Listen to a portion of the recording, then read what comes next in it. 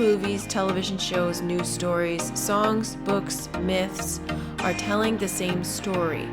It is the story of you, the story written in the stars, the one song, the story of the universe, IXXI, 911, the emerge and see, the story of your awakening and rising into Christ consciousness. This is the only story there is. The universe is a consciousness creation. Everything is simultaneously real and not real. It is a dream within a dream.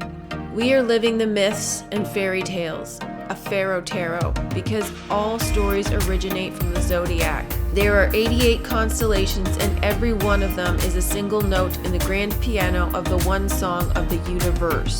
The movies I decode reveal the myths within the hidden layers of the surface story, some of which is put there deliberately by filmmakers. The rest is divinely inspired and happens automatically as a result of who these people are and the stories they tell. As coined by Jake Coates in 2006, this phenomenon is known as synchromysticism. Everything on the world stage is a reflection and projection of the stars from the center vortex of the torus field, and everything in your physical experience is a reflection and projection of what is within you. It is a microcosm of the macrocosm. Once you see this, you will be able to determine the star you are, the god you are, as the myths are written after the stars, the gods, and their story is your story. Every movie is a reflection of a story within your own life.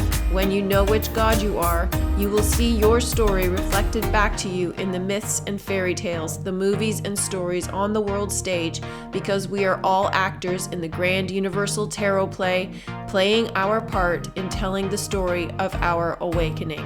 In my truth journey, this is the single most important piece of information I have come across, because it connects all the other pieces and answers the ultimate questions of where we are, who we really are, and why we are here. For more information on this, please see my video playlist entitled Crazy World.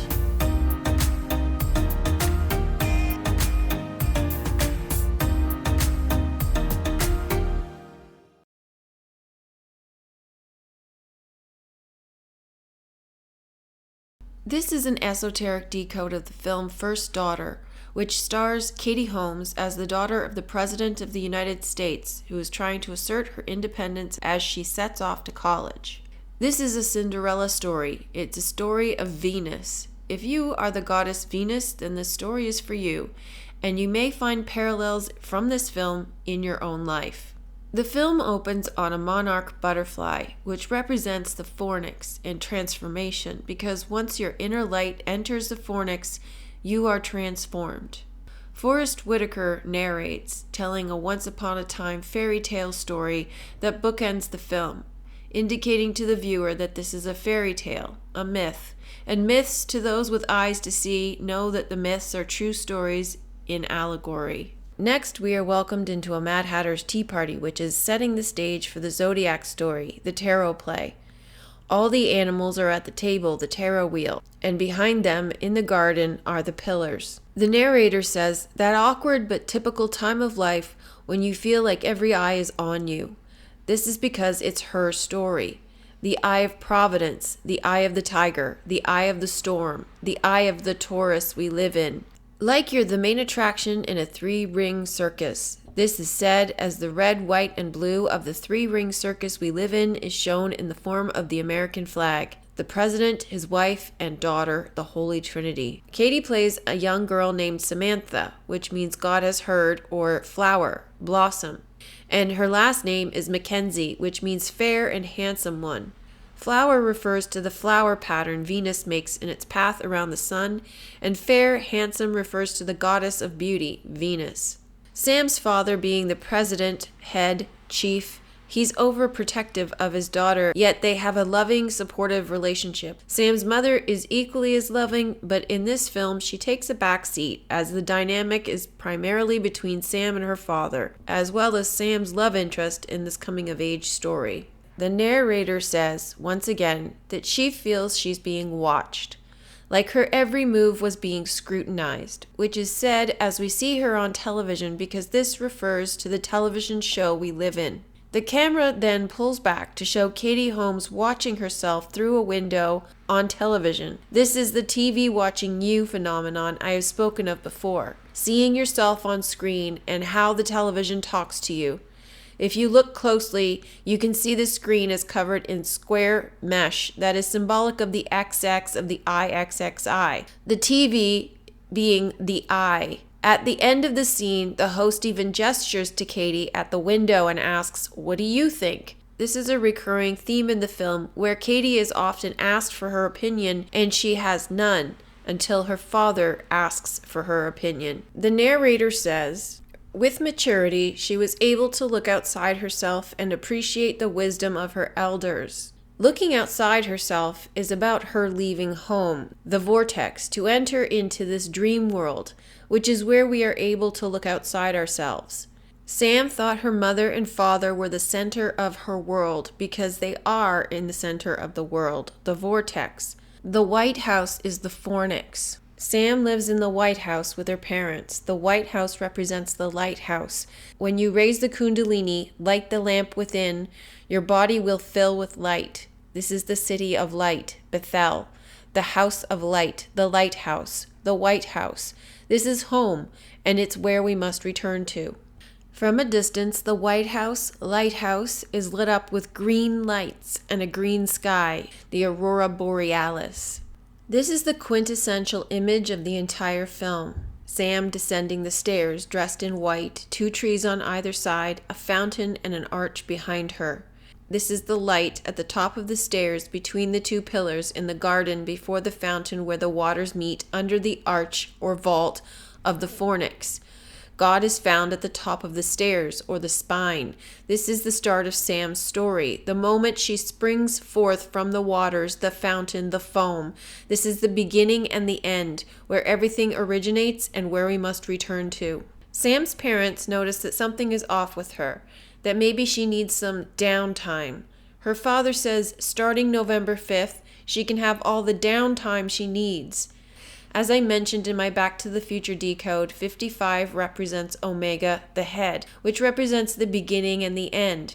November 5th, 1955 was the date Marty went back in time, which is why he says starting that date, Sam can have all the downtime she needs. Down refers to the fall from heaven or manifestation, as above, so below. So downtime is Sam falling into time, Omega, 55, November 5th, going back in time. After the ball, Sam gets ready for bed and she looks in the mirror as she tells her assistant, Liz, that she dreams of going to school like a normal student. This is Sam making a wish in the wishing well, the magic mirror of Snow White, the looking glass of Alice in Wonderland. Sam wishes she could just be like everyone else, human, not a goddess. This is Sam expressing her desire to forget who she really is. Her assistant Liz tells her you're still a princess. You should at least still wear a ball gown. She's not technically a princess in this story. Venus is a princess. She's royalty. She is the first daughter, and it's not possible for her to be like everyone else. Sam leaves for school in California, which is in a land far away, as emphasized by the reporter who asks her father how it feels to have his daughter going to school so far away. Sam arrives at school greeted by political fans. She says, "This is not what I dreamed of," and her mother says they know. So we are being told that her dream is a nightmare of sorts. She isn't getting what she wants, and the journey she goes on is full of conflict. Strangely, this is quickly followed up with a quip from her mother saying, "Next life," referring to reincarnation. She hasn't even started her first life, and she's already saying she can't get what she wants until her next life. This is because when we fall into the physical, we are born into sin, and we are not able to have what we want, we must earn it. Ironically, when we lose hold on the outcome of our desire and return home, we are born again or resurrected, which is our next life. This is why Marty in Back to the Future got everything he wanted when he woke up in 1985 after fixing the past in 1955. Sam's roommate is named Mia, which is the same as Maya, meaning illusion. Mia is a manifestation of Sam's shadow self. Mia even reflects back to Sam that she just wants a normal college experience. Mia is Sam's mirror. Her last name is Thompson, which is twin. This guy is her secret bodyguard hired by her father to keep an eye on her. Mia appears from nowhere and sees how attractive this knight in shining armor is and congratulates Sam. Someone passes by and says hello to Sam, and Mia is automatically jealous of the attention Sam gets. Mia feels invisible next to Sam, and she's not used to that. Mia embodies how Sam would feel if Sam were to actually blend in as she originally wanted. Sam and Mia attend a frat party wearing bikinis, and Sam takes a moment to appreciate the normalcy of it, thinking she's blending in, but her two bodyguards suggest otherwise. Mia is the one to notice she's not blending in, because Mia is the one who blends in. Mia attempts to draw attention to herself by jumping into the pool, which works for a moment until she is outshined by Sam, who commands attention simply by being there. Mia falls into the shadows saying, "Don't mind me," and the use of the word mind indicates she's being forgotten because she is a figment of Sam's mind. Her bodyguards overreact to a water pistol and whisk her off to security. Sam's code name is Lucky Charm. Lucky Charm refers to the four-leaf clover, Mount Meru, home inside the vortex. Upset at the overreaction, Sam marches into her father's office.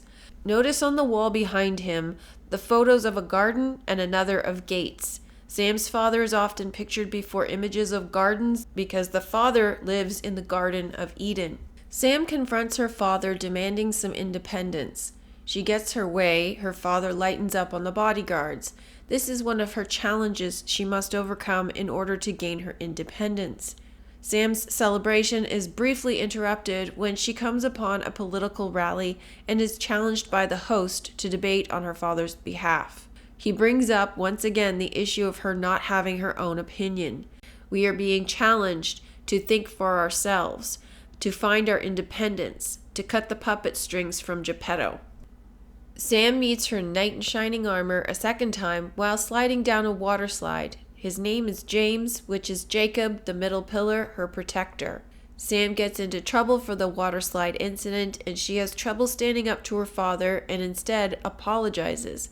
Mia says every father's got to learn to let go of his little girl, and every little girl's got to learn to let go of her father. There's a rowdy student protest against Sam's father, and she needs a place to hide. Her dorm room is locked. Notice the number is 307, which is 3 sevens, heaven. Sam runs into her RA resident advisor's room, who is now James. Notice he is pictured before a dartboard, representing the target or bullseye, the center of the torus. The two of them run off for a day out, free of being followed by her bodyguards. Sam says, "I guess we're all living Pinocchios," which seems to be a riff off their earlier banter, but it's actually a direct statement of who we all are. Puppets on a string, playing out the star story on the world stage, tied to the stars created by the Father. They run into a cinema with a film playing titled The Girl Can't Help It with Jane Mansfield. Sam looks excited and James says, "Your face, the look you get, it's like the first time I rode my bike. You're experiencing everything for the first time." And Sam replies, "I am." Because this is Katie Holmes speaking as Venus being human, not as Sam being a normal college student. Mia tells Sam she likes a guy, and he approaches them but speaks to Sam first, ignoring Mia, which offends her, and she blames Sam for stealing her light. Mia is used to being the center of attention and gets jealous of the attention that Sam gets. Sam confronts her about this. "Do you not like the attention, or is it that you don't like living without it? I think you're used to being the center of things." The center of things. Mia being Sam's mirror, this means Mia is a reflection. She is the moon. Sam, while in the world outside of the White House, is the sun, the projected sun.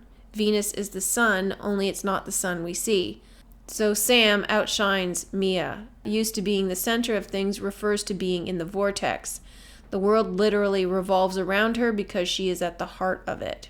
The girls get into a fight and reflect back to one another their worst traits. Sam sleeps in the library. James finds her there and he says, "Don't sleep in that position, it's bad for you." She replies, "I deserve it, I'm the devil." Her saying that she's the devil is a reference to how she is regarded in the physical world. She's been demonized by her other half. Behind James is another dartboard, Bullseye, because he's the middle pillar, the vortex, the Milky Way, knight in shining armor. Sam tells James, imagine what it's like to have your whole life picked out for you, never being alone and always feeling lonely. This is a reference back to Pinocchio, her life being scripted and being watched by all the eyes, being on the television screen. The two of them run off again, and this time they're in a boat, in a river next to some reeds. These are symbols of who they really are. The boat in the river next to the reeds represents the sun in the vortex. The parasol is the arch of the Taurus field. Sam is challenged by both Mia and James to use her own words and think about what she wants. Being out in the world and independent means more than just not being watched over by bodyguards. Sam patches things up with Mia and invites her and James to a ball at the White House. An SUV comes screeching across the street to crash into a parked SUV, prompting James to whisk Sam off to safety. Another bodyguard says, "Lucky charm secure."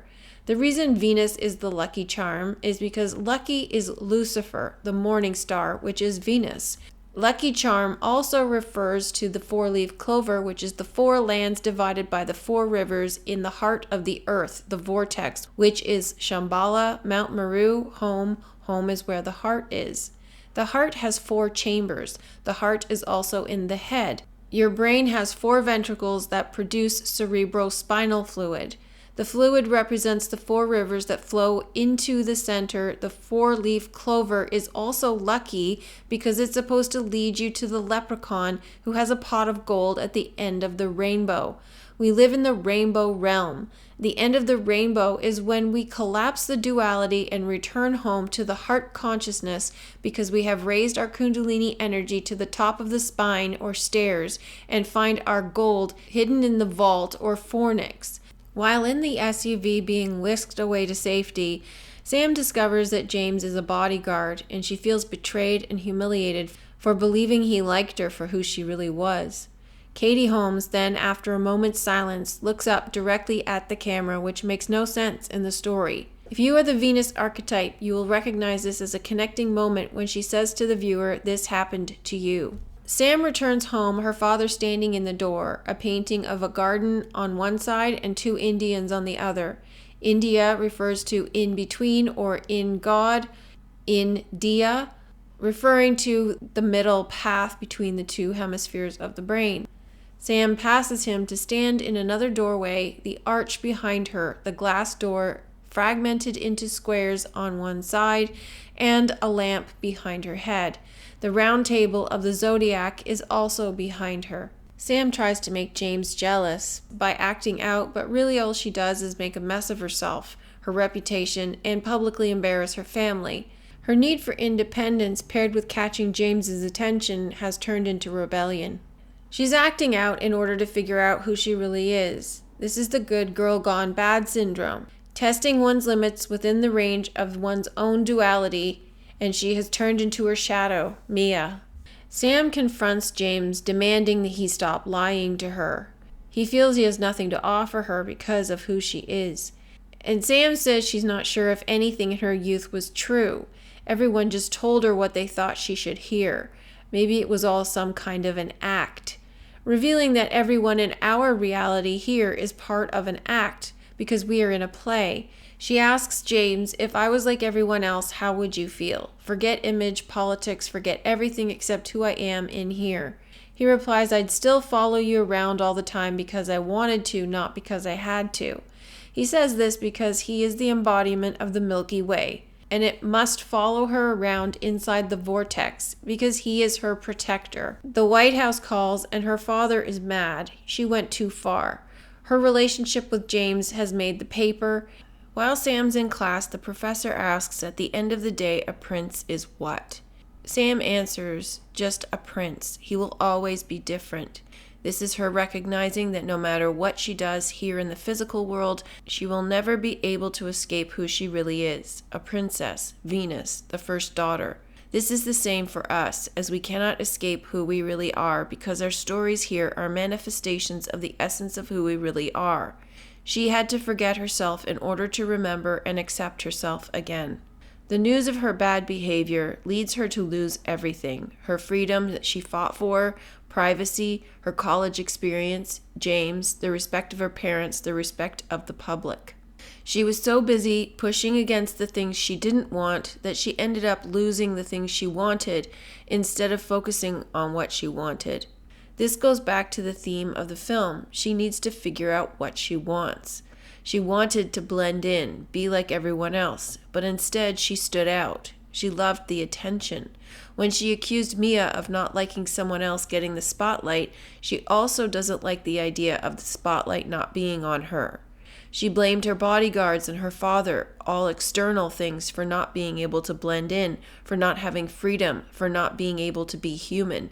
And yet she acted in the opposite way. She acted in a way that drew attention instead of blending in. Her mother takes Sam out of school, treating her like a child, and yet she's been acting like a child. Ironically, James is reprimanded for his romantic involvement with Sam, and the board tells him if you had a different father or grandfather, you wouldn't have this opportunity, because he was spared being fired. This possibly gave James some insight in how it felt to be in Sam's position. In this moment, he is facing his accusers on Judgment Day in the Hall of Justice. Behind him is the arch and the twin pillars. He is Jacob, the middle pillar, the vortex. He is the protector, which is why he wanted to protect others. Everything is inside the vortex, protected by him. He is also Vulcan, the blacksmith, the cooper. James is put on suspension. Sam returns home to once again be the supportive daughter. She is treated like a child and stands up for herself, putting her father, the president, in his place. If you want me to be a grown-up, you have to allow it. This is what she needed to do in order to assert her independence. She needed her father to see that she's not a child anymore, but she also needed to align her needs with her role in the world rather than rebel. It's not possible to rebel against who you really are. You will simply cause conflict within yourself that manifests outside of yourself in drama. The president asks Sam's opinion on a political issue, which is apparently a first in showing he respects her independent opinion and is no longer treating her like a child who is told what to do. Every time someone else asked her, she had no answer. But this time, because it was her father asking, she says, I don't know what could be more important than home. Because there's nothing more important than home, as in this reality, we are all trying to get back home. She represents home. Home is where the heart is. This is emphasized when her father announces to those at the presidential celebration, this young lady pointed out the importance of home, and this administration is going to find its way back there. This is all about her leaving home, forgetting who she really is, and remembering all over again in order to find her way home. At the victory ball, Sam's father is standing in front of a drum kit that looks like a black hole, because the father is the black hole in the center of the vortex. Venus sits on the edge of the black hole like a pearl coming out of the ocean on a half shell, which is the arch of the fornix. She is nestled within the protection of the Milky Way, the vortex, which is the knight in shining armor. The fornix is the monarch butterfly, monarch, one arc. The black hole is the portal through which we return home. No one comes to the Father except by me. The me is you. You must go within you to get home to the Father, because home is where the heart is. This is why Sam keeps making statements about the importance of home. The president is the head, the chief, and he's played by Michael Keaton, MK, which is Monarch, the symbol for the MK Ultra program that is about mind control, MK. The mind will control you if you do not control it, which is why Sam said everyone is a Pinocchio and why she was fighting for her independence. The president is Uranus, Anu. Sam's mom tells Sam it's your time, which means she's gained her independence out of father time. Cut the strings of Pinocchio. Sam wears a crown and a purple dress representing crown chakra, royalty. She's married the opposites of the red-blue duality within her. Again, Sam mentions home to her father. You always taught me to make sure I'm always at home. No matter what anyone else thinks, it has to include you. Even though she has her independence, she hasn't cut off her father completely. This is what happens when you become Christed, anointed, because you are one with God, not fighting against Him to do your own thing. You know what you want, and when you work together in harmony, you get everything you need. This is relating back to what Mia said, who was her shadow self, telling her that she needed to cut her father out of her life. She's realized now that she doesn't need to do that. James appears and her father hands her over as if it were her wedding and he was giving her away. They kiss at the top of the stairs, which represents true love's kiss. And behind them is a Christmas tree, signifying the lighting of the lamp within, the Christos rising up the spine, pine, tree. Because the Christos has risen up the spine to the top of the tree of life, where the tree of life turns into the tree of good and evil, true love's kiss at the top of the stairs represents the lion's gate, passing through the gate. Sam returns to the world, to the west, to California, but this time with a new mind. Both men give her what she wants, her freedom, back to college, no visible bodyguards. She gets her dream car, her dream experience that she wished for at the start of the film in the mirror moment. This is Sam's next life that her mother referred to at the beginning of the film when they took her to college and Sam said, "This is not what I dreamed of." The reason she gained all these things in the external is because she gave them to herself internally first. She gave herself independence, freedom, a sense of self, and autonomy.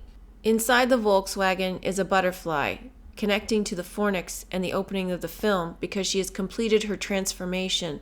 The film ends with the narration of the fairy tale. Once upon a time, underneath the magic of the night sky, a brazen little girl grew up in a white house. It wasn't until she left that house, however, that she truly found home. College-bound till spring, she'll be back when the cherry blossoms bloom again. With romance in the air, James will be there, but that's another story.